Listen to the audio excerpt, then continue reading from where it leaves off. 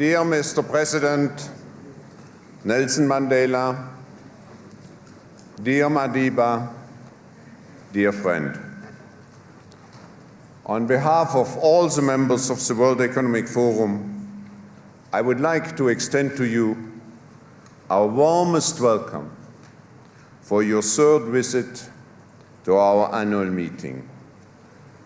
I also extend a very special and cordial greeting to your wife, Mrs. Marshall, whom we are delighted to meet here for the first time.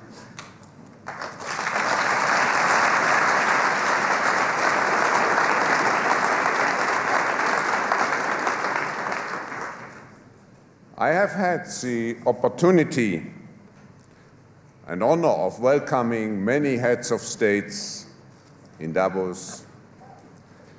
But when it comes to you, Mr. President, it is a very special and a very cherished moment.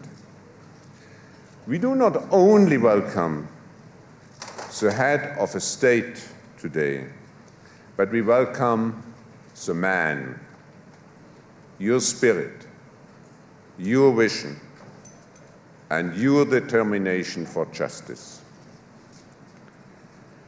The Rivonia trial, Robben Island, your 27 years in jail, and your liberation in February 1990, we all very well know those milestones in your life.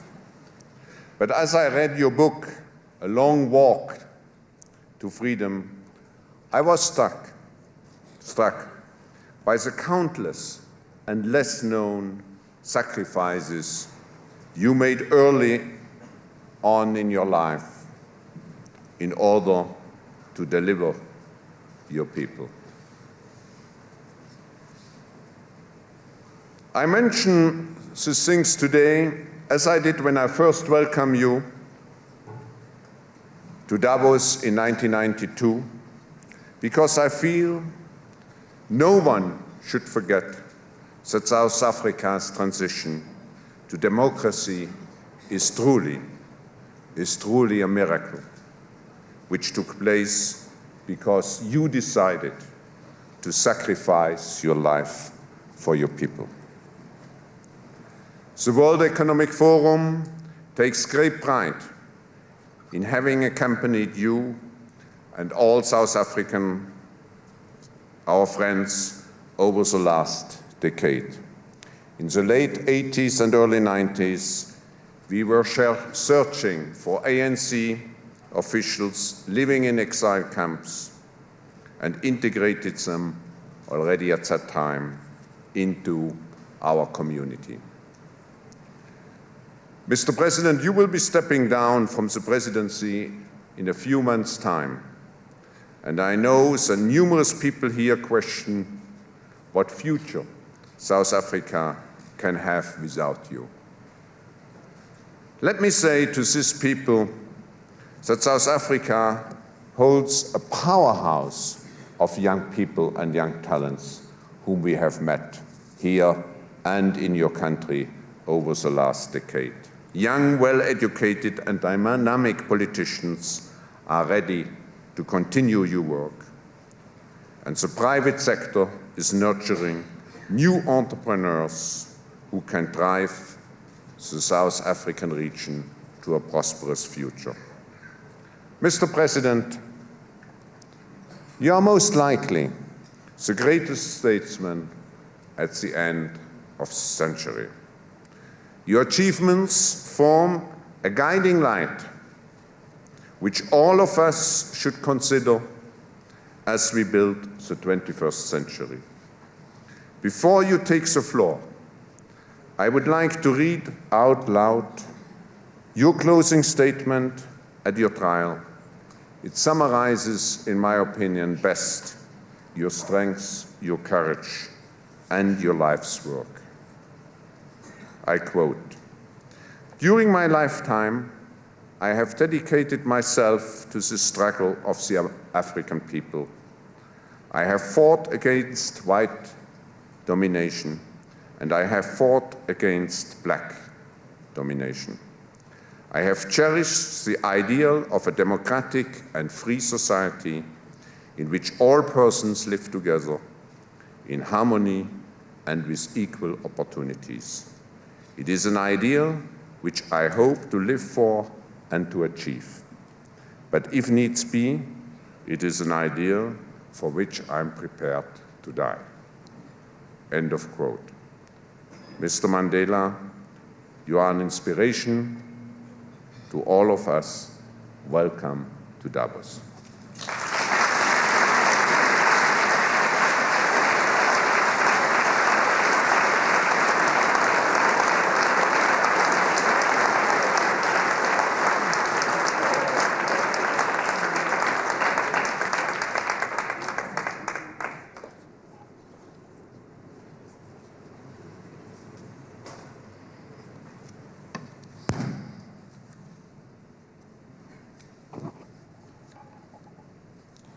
Chairperson, distinguished guests,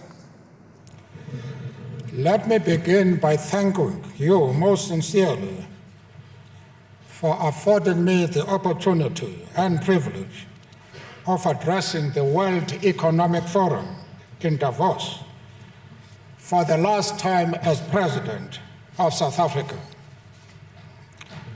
South Africa's leadership has had a close and fruitful relationship with the World Economic Forum over the last 8 years. Such is our approach to the international business community, that our new democracy never hesitated to accept your kind invitations to participate in this rigorous forum. I hope that by doing so, we have been able to convey information about the challenges and the potential of our wonderful land. We have been lauded, politely listened to, and pilloried for some of the things that others and I have said on various occasions here in Davos.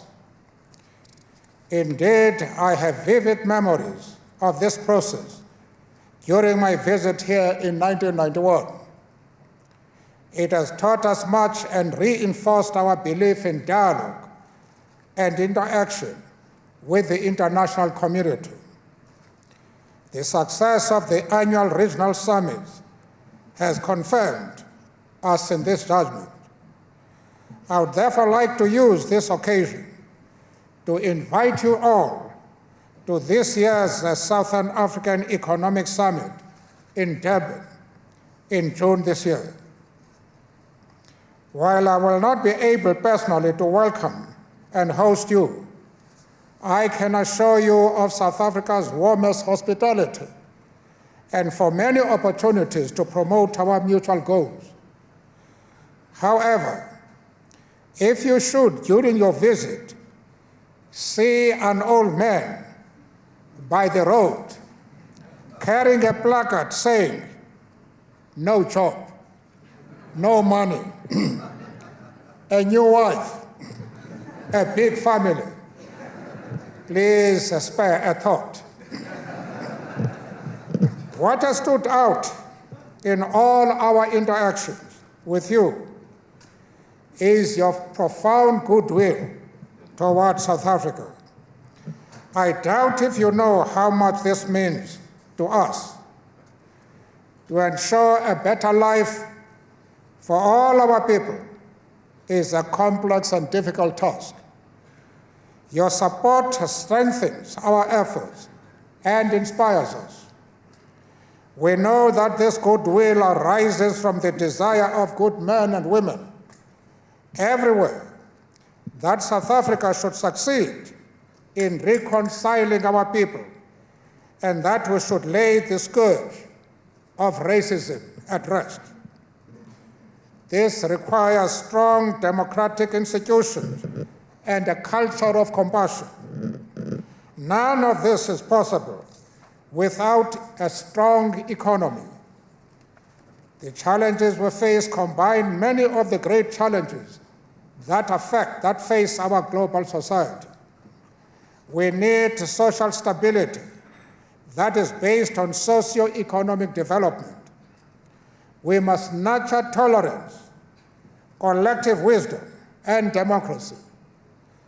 Like all countries, we must provide a real personal safety and security against criminality and abuse of human rights. The fact that we face these global challenges at this precise moment, that we have become free with the world's support, places special obligations on our new democracy. Some people argue that we should focus on our own immense problems and leave others to their own devices. That would be to turn our back on those that help liberate us, often at great cost to themselves. It would be contrary to our morality, which will not let us desert our friends. Who in our interdependent world can turn their back on people in other lands when press, radio, and television brings us the graphic reality of abuse, death, genocide, and senseless and destructive wars? Is globalization only to benefit the powerful and the financiers, speculators, investors, and traders? Does it offer nothing to men, women, and children who are ravaged by the violence of poverty? To answer yes to these questions is to recreate the conditions for conflict and instability. However, if the answer is no, then we can begin to build a better life for all humanity. South Africa knew from the outset that reconstruction and development would be even more difficult than the defeat of the apartheid system. I cannot report that we have succeeded in all our endeavors in South Africa. Yet a great deal has been achieved in the first 5 years of democracy, in the face of many difficulties. The statistics of our progress, thank you. The statistics of our progress are readily available to those that want them, so I will only cite 2 facts.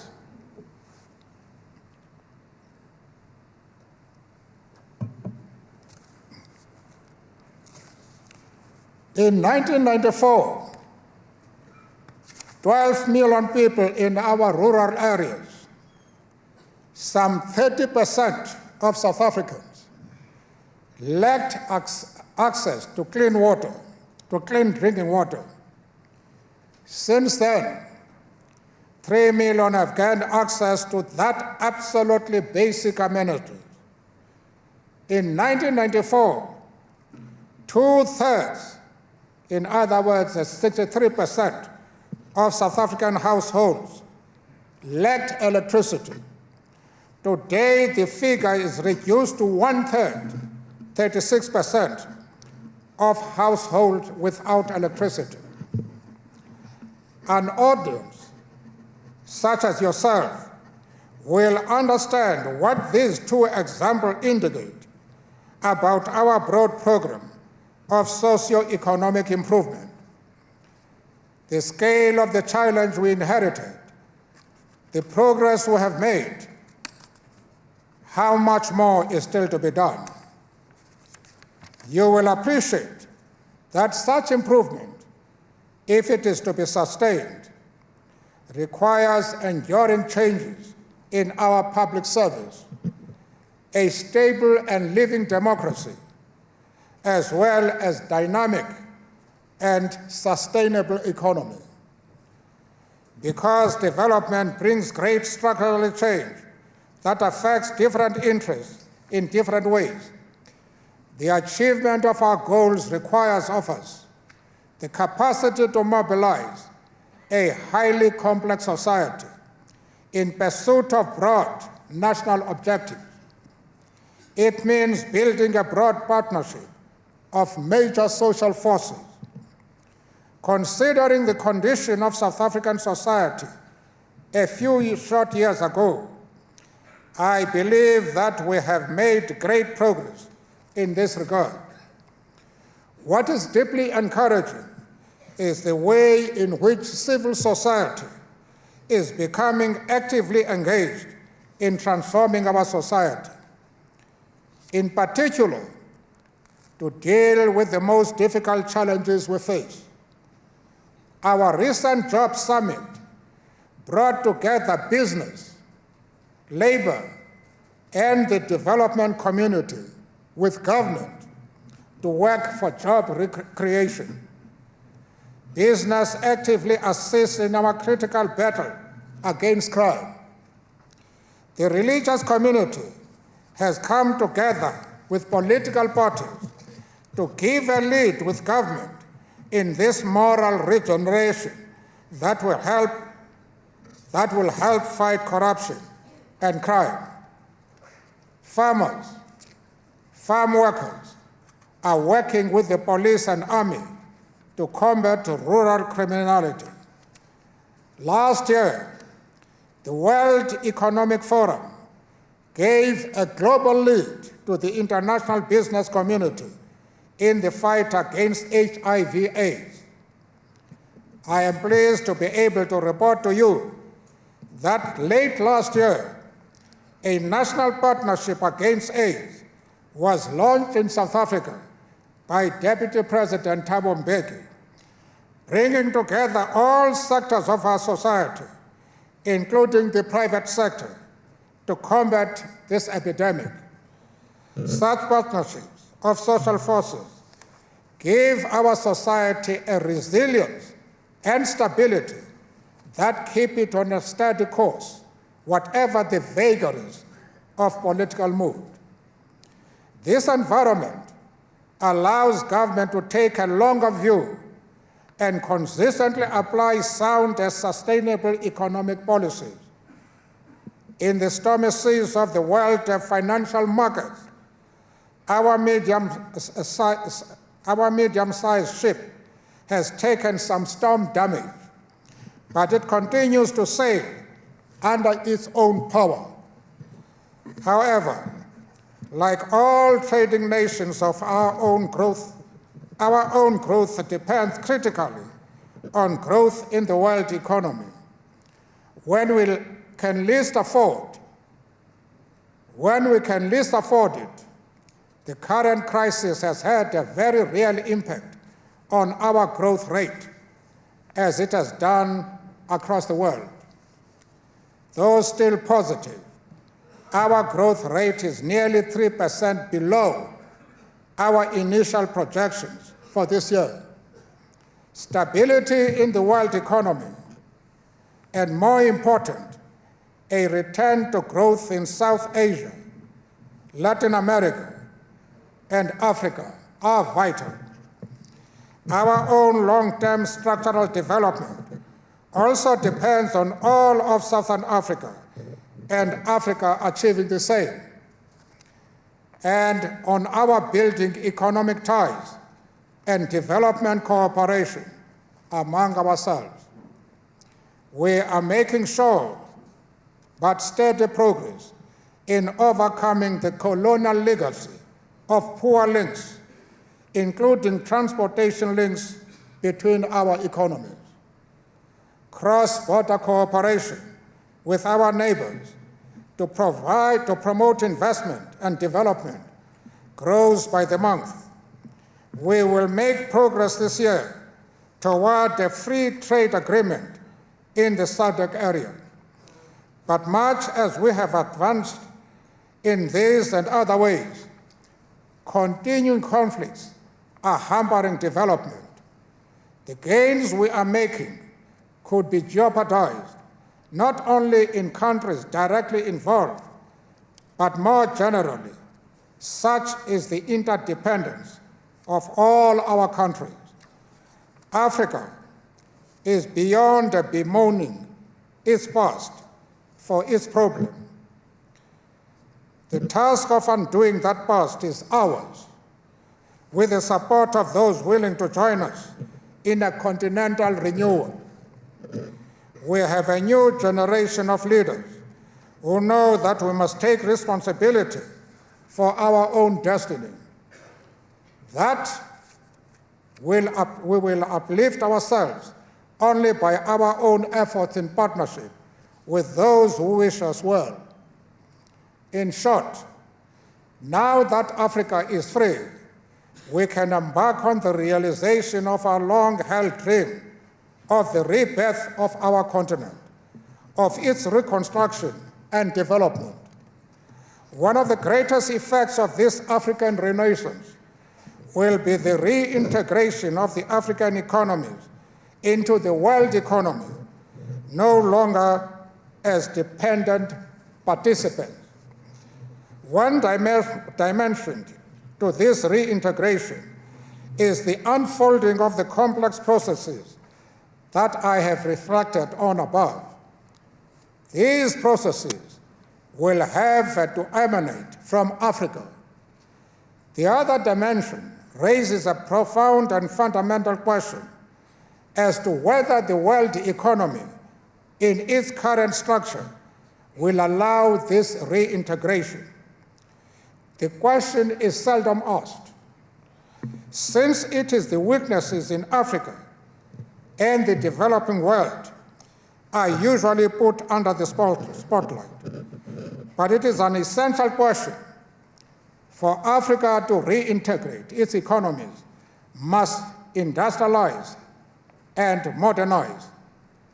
And their success in doing so will depend on the framework within which this occurs. When Southeast Asia and South Korea, and later some Latin American countries, successfully followed an export-oriented path to industrialization, a new orthodoxy was established on industrialization that relied on the globalized marketplace. For many, globalization was no longer seen as a complex historical process, but as an economic policy panacea. Today, however, we have seen how global financial turmoil can stall industrialization and even deindustrialize in some cases. Finance in abundance, derived from very high levels of development, is destabilizing industrialization processes where they are needed most. Profitable as this may be for individual market actors, it is a grand and destructive irrationality for those countries and their peoples whom it sets back on the development path. And it introduces instability in the global system, whose effects ultimately no economy can escape. This must be stressed, must be addressed. It is, however, not only obstacle to the development of the South. Despite liberalization of trade, there remain areas of protectionism in the developed countries. In agriculture, for example, Europe seeks to protect its rural communities by capturing markets that are the true competitive advantage of the South. In the steel industry, to take another example, the North seeks to protect old industries that will never be able to compete with the modern resource-based production of the South. This restricts an obvious avenue to modern production in Africa. These matters must be addressed in the multilateral fora if we are to ensure that Africa is able, through its own efforts, to reintegrate into the world economy. They form part of those changes to the economic, social, and political world order which are needed if we are to realize our dreams of a better world for all humanity. They are part of what is necessary if the next century is to be, as it must be, the centuries in which Africa again takes her rightful place in the world. You will therefore understand why this old man, to whom you have granted the privilege of bidding you farewell, has raised such very practical matters of unfinished business. It has been my great privilege to fight a struggle for freedom that the world adopted as its own, and which has been victorious in my lifetime. I have had the honor of representing a people who won the admiration and respect of all nations by reaching out to each other and finding common ground across a divide that seemed unbridgeable. In these last years, I have experienced the complexity of governing a nation that seeks to overcome a legacy of social deprivation. And I'm profoundly aware of how much is still to be done. I have witnessed the enormity of the task still to be completed, of redirecting international institutions and systems in such a way that the prodigious capacity of the world economy shall satisfy the basic needs of all people. Knowing that I leave the governance of South Africa in strong and wise hands, and that there is a new generation of leaders in the world who have recognized the possibility of realizing our dreams of a better world, I approach the end of my public life with my heart full of hope. I thank you for your attention and wish you well in your efforts.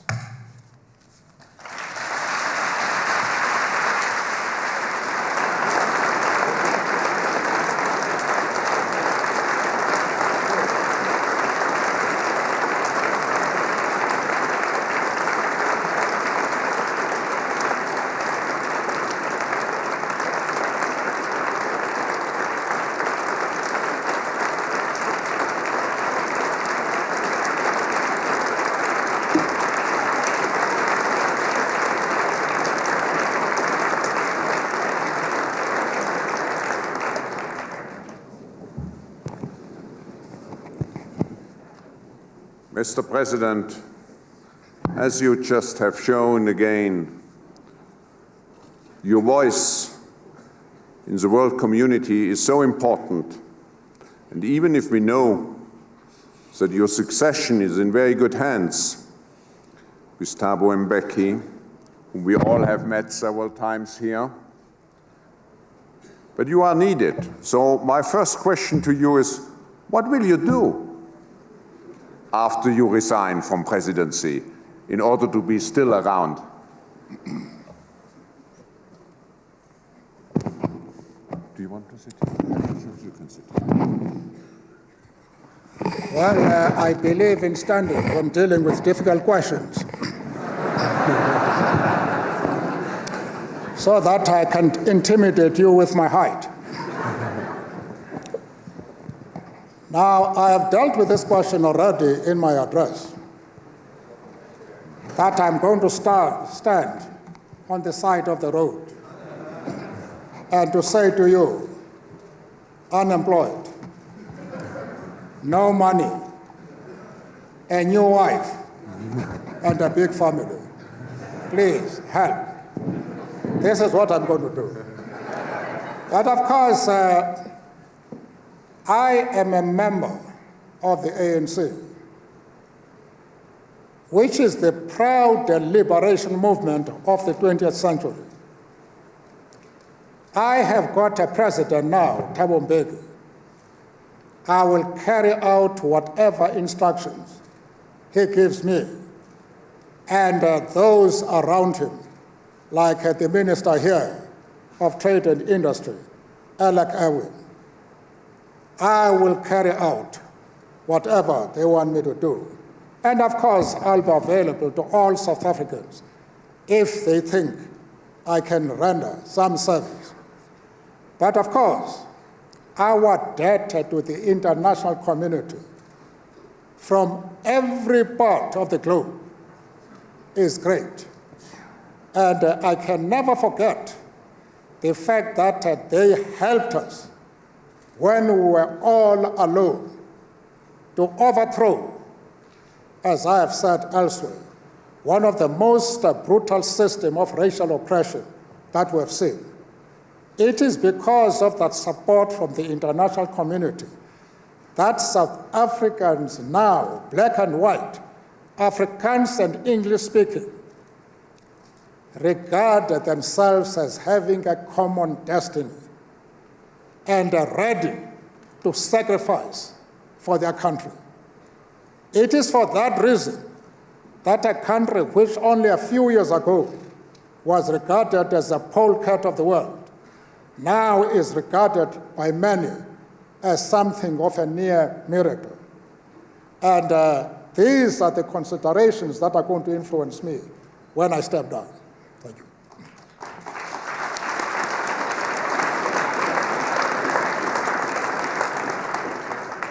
Mr. President, you can count on us that we stand by and that we will make all the efforts.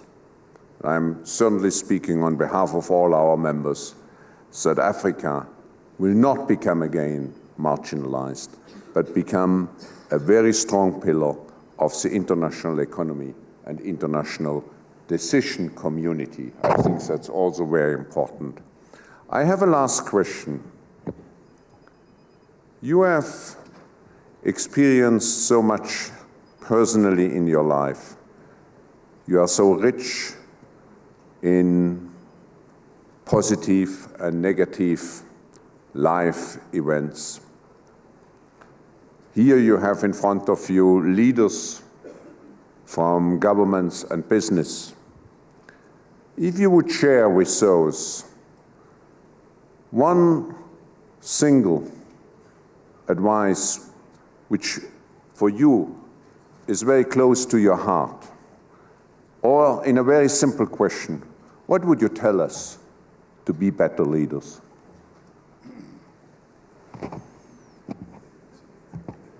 Well, it's extremely difficult to prescribe for highly competent and experienced people, such as the leaders who are here, who are actually helping to influence the policies, not only of their respective countries, but of humanity as a whole. It would therefore be arrogant for me to suggest to you that this is what is important for you to promote. But I have been asked questions on countless occasions. Who are your heroes? And I have said, my heroes are those men and women who have emerged in various parts of the world, who regard the entire world as the theater of their operations, as the cornerstone of their efforts, who fight the gross violation of human rights wherever this is done, who have declared war on poverty, hunger, disease, crime, men and women who believe that in every country, in every political organization, there are good men and women. And men and women who try to create an environment for these good men and women to show their talents, their skills. Those are my heroes. Anybody who loves to fight socio-economic issues which have handicapped millions of people throughout the globe Those are my heroes. Those who know that the word democracy is empty if the people have nothing to put in their stomachs. Because most of the crime that you see, although there are exceptions, most of the crime that you see throughout the world, it is because of lack of employment, poverty, and so on. And those people who have committed themselves to address such social evils are my heroes. It is for that reason that I have said my heroes are not only the men and women whose life ends when we bury them. It is those like Plato, Washington, Shaka in my country, whose name and their works live beyond the grave. And people who are fighting these social evils, who love the children, the most vulnerable of society, women, the disabled, those are my heroes. And I have no doubt that this is also your ambition in your life. Thank you.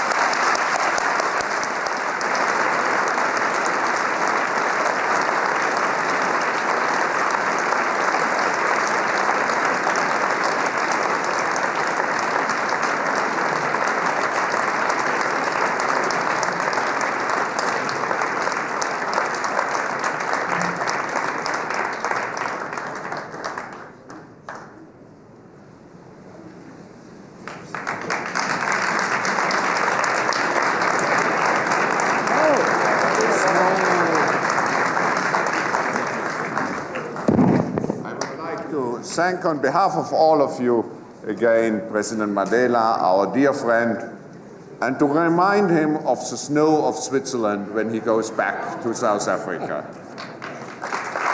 Thank you. Thank you. Thank you. Can I just repeat what I have said also in this plenary a few years ago, that the English writer Oscar Wilde once said, when you see a Swiss jumping through the window to commit suicide, please follow him, because down there you will see a lot of wealth.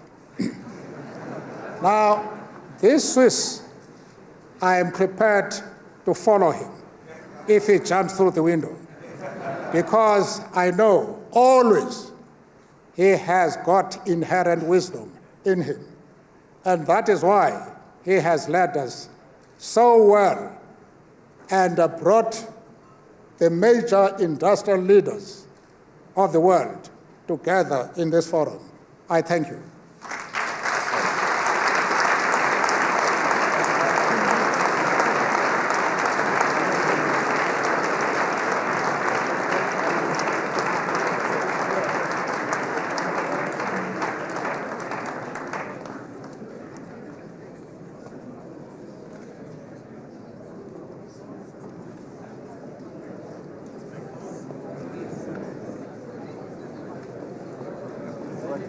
Thank you. Thank you.